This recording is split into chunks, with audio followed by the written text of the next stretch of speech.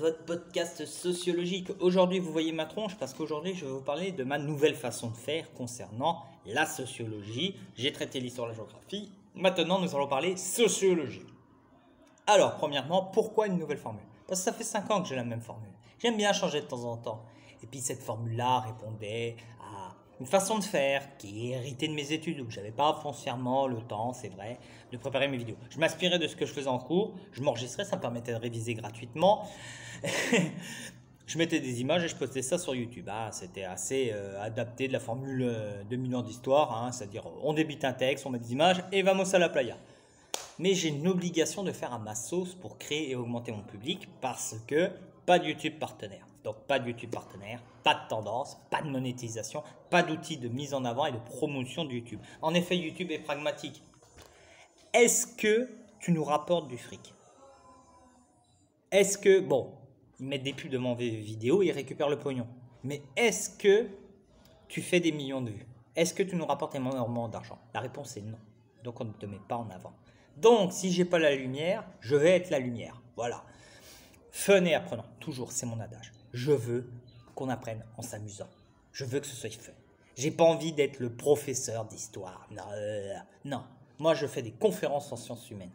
Ça doit avoir du rythme, ça a de la gueule. Voilà. Et je sais que mon ton n'est pas un ton de grand intellectuel. Je suis pas politiquement correct. Et j'en ai rien à faire. Je parle avec mon cœur. Moi, je fais mes vidéos avec mon cœur.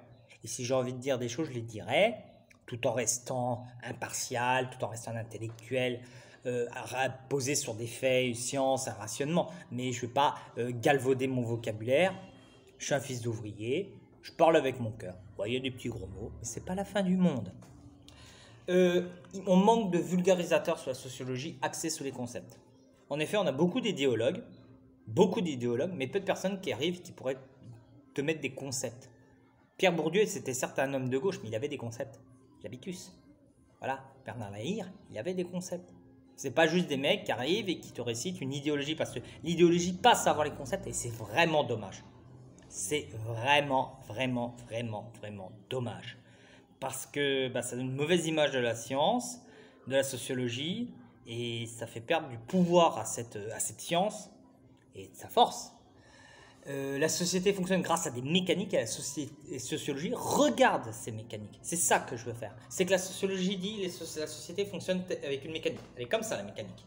Moi, je vais décaler, je vais vous donner le plan. Comme ça, vous allez voir les mécaniques. On n'a pas de gros vulgarisateurs, on n'a pas de Nota Bene ou de Stéphane Bern de la sociologie, que ce soit sur Internet ou à la télé. Et c'est dommage. Mais on va travailler pour. Alors, comment on va faire? Déjà, on va faire défiler le texte. Ouais, je galère un petit peu, mais bon, pas grave.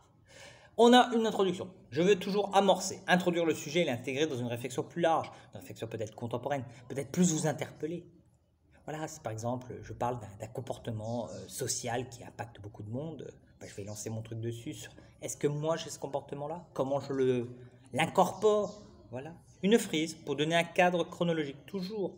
Parce que quand on parle d'un concept, quand on parle d'une réflexion, c'est pas arrivé un matin, un mec s'est levé et pouf, non, il y a eu un cheminement, il y a eu des auteurs qui ont travaillé sur ce concept, puis d'autres qui ont repris, puis qui ont annulé ou validé les thèses. Et donc voilà, il y a toute cette évolution-là, et cette chronologie, elle permet de voir ça. Quelques auteurs, je ne suis pas sociologue de métier, donc je renvoie au texte pour l'approfondissement. Moi, je parle de sujet, mais après, hop, allez voir tel auteur, tel livre. Lisez, n'ayez pas peur, lisons. Des définitions pour comprendre les termes qui vont être employés. Je ne vais pas attendre d'avoir fini ma démonstration pour savoir si vous avez compris ou pas. Non, je vous donne les définitions. Pouf, la définition, elle dit ça. Ça veut dire ça. Point. On ne va pas tortiller du cul boucher droit. Ça veut dire ça. Voilà, on part là-dessus.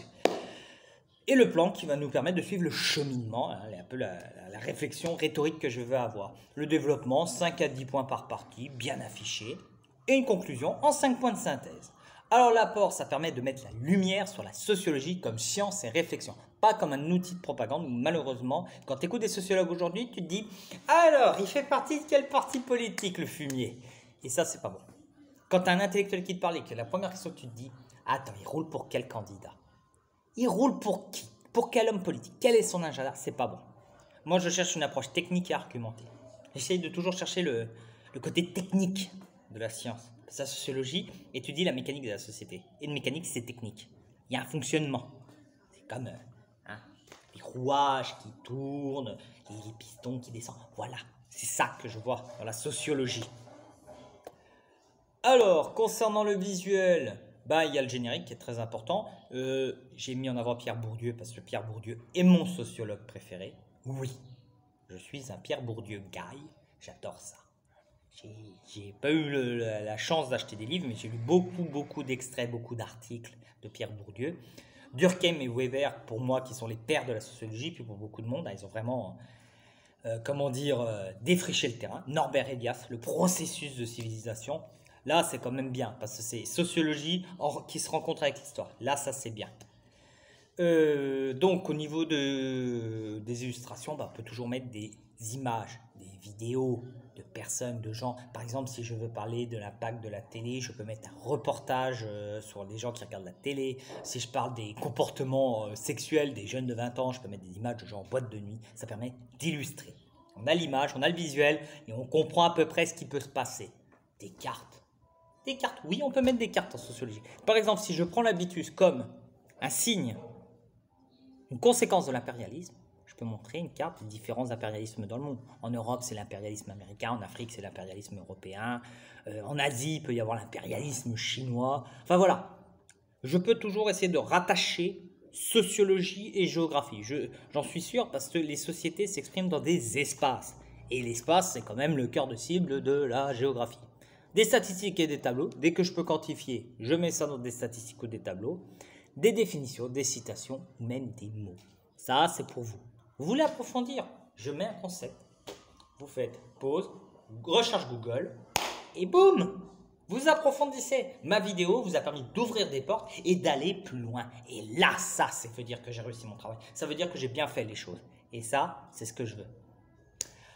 En conclusion, c'est un nouveau départ. J'ai vraiment hâte de faire de la sociologie comme ça. J'ai hâte de voir ce que ça va donner parce que j'ai encore pas eu le temps de vraiment trop pousser le concept. Mais j'ai déjà les idées. Je sais déjà à peu près comment je vais faire. J'ai hâte de voir maintenant le résultat et j'espère que ça vous plaira. J'espère que la vidéo vous a plu. Si ça vous a plu, vous pouvez liker, partager, faire de la pub pour la chaîne, ça fait plaisir. Je vous souhaite une bonne fin de journée. Ciao!